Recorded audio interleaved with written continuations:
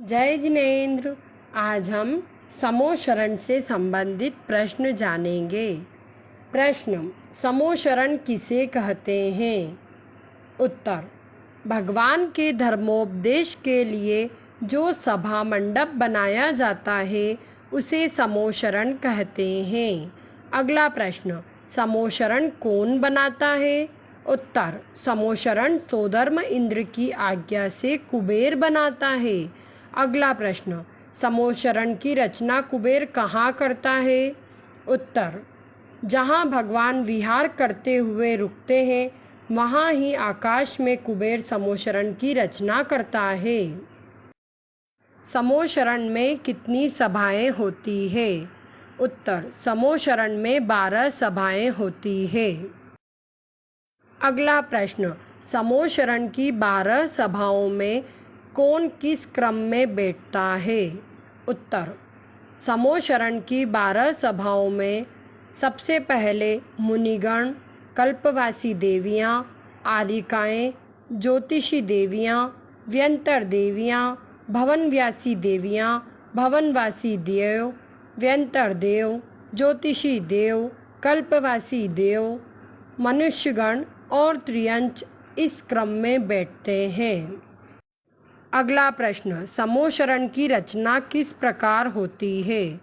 उत्तर: समोशरण की रचना निम्न प्रकार से होती है। समोशरण की रचना कमलाकार होती है।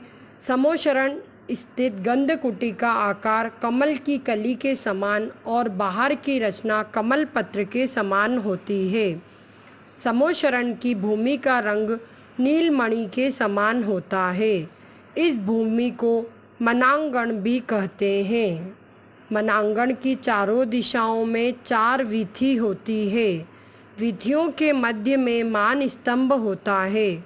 मान स्तंभ पर प्रतिमाएं होती है। वहाँ सब पूजन करते हैं। जहाँ पर पूजन करते हैं उस भूमि को आस्थांगण कहते हैं। मान स्तंभ के आगे चारों दिशाओं में सरोवर होता है। सरोवर के आगे चांदी के समान पहला कोट होता है। पहले कोट के चारों ओर खातिका खाई होती है। खातिका के चारों ओर वन होता है। पहले कोट की चारों दिशाओं में वृत्ताकार 4 द्वार होते हैं। द्वारों पर व्यंतर जाति के देव द्वारपाल की तरह शस्त्र लिए खड़े रहते हैं।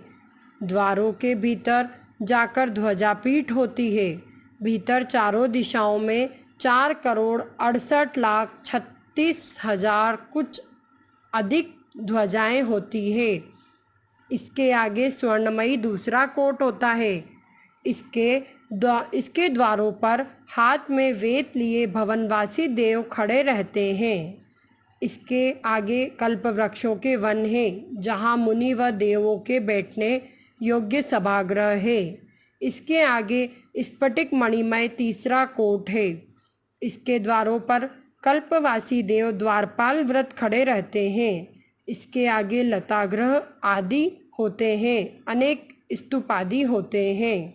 इसी के भीतर मध्य में 3 पीठ पर श्रीमंडप होता है। श्रीमंडप के मध्य में गंधकुटी होती है। गंधकुटी के चारों ओर 12 सभाएं होती है। इस प्रकार समोशरण की रचना होती है। जय जिनेन्द्र।